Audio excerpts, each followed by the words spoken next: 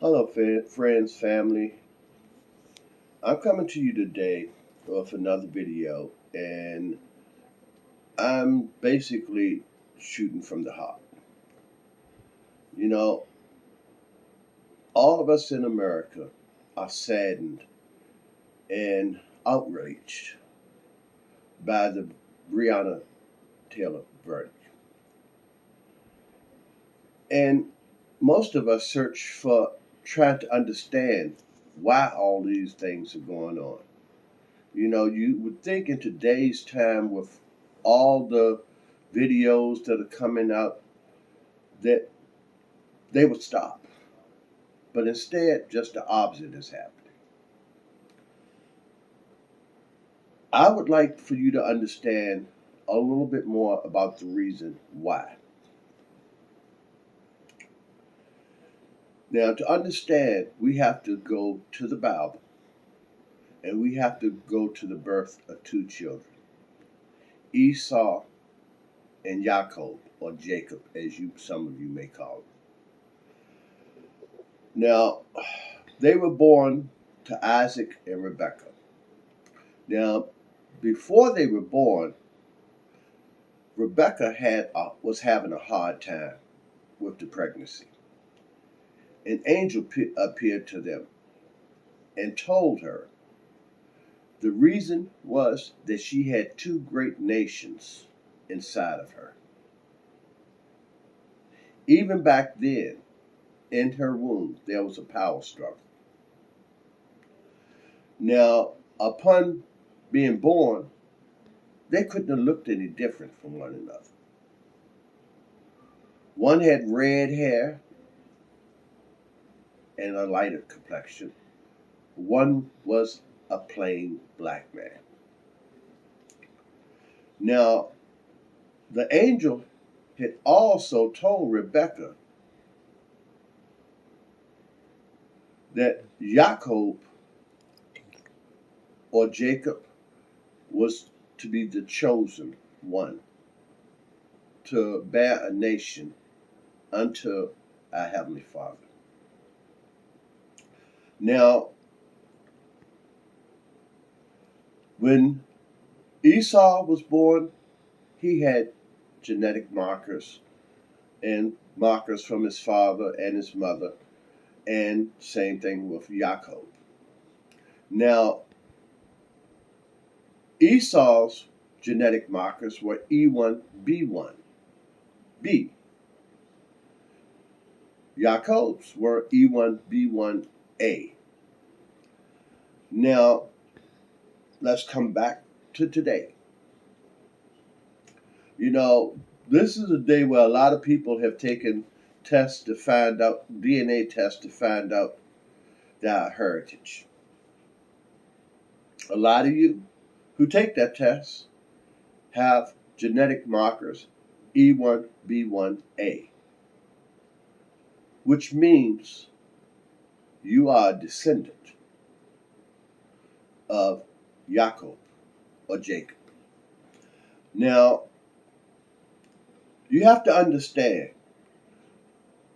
that they were told before the birth of this child that Esau would succeed in bruising the heel of Jacob, but in the end, Jacob would crush the head of Esau.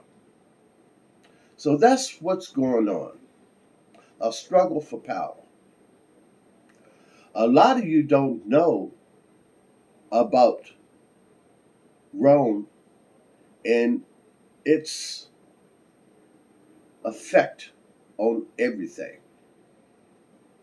Esau blended in with the Romans. Esau has been blending in and taking other people's identity for years. Now, back to the reason that we are having this problem today. It's because of what we represent. They fear us. When we walk in a room, you can feel it. They fear us because of who we are.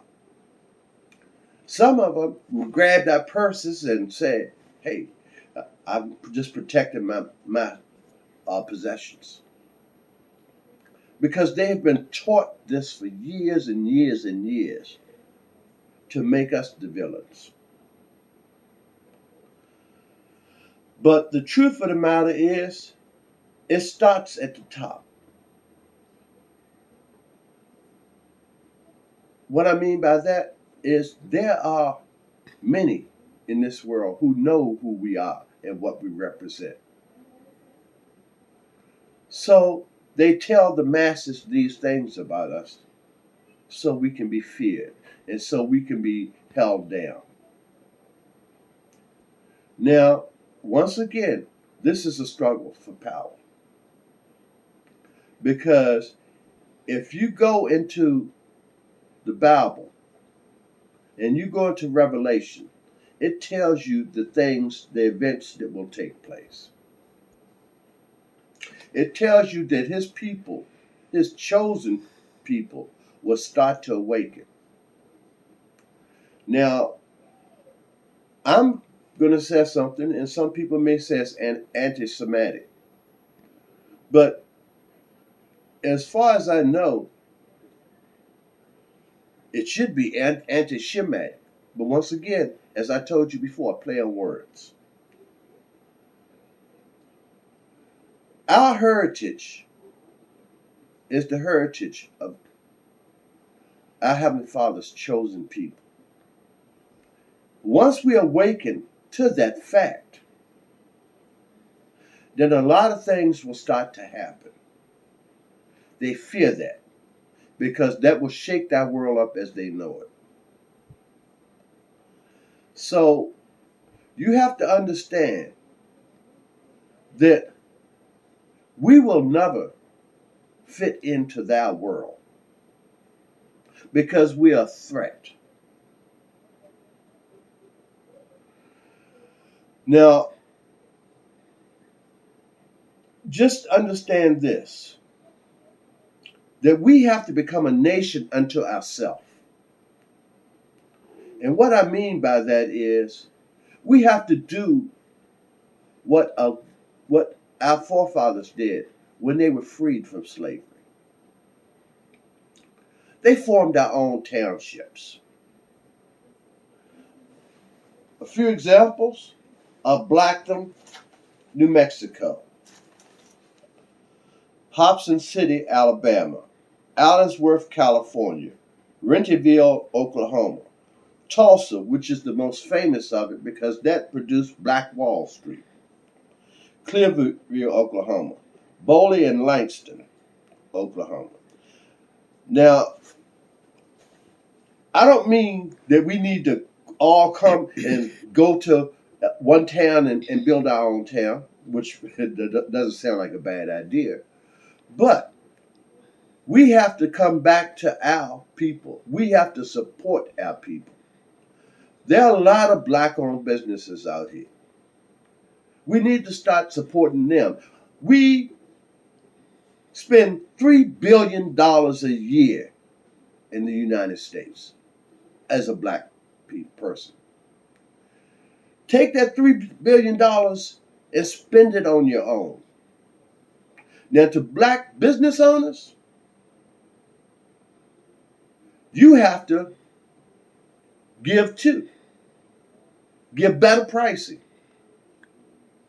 Do a better job. And the money will come to you. We have to take back our power. They've taken it from us.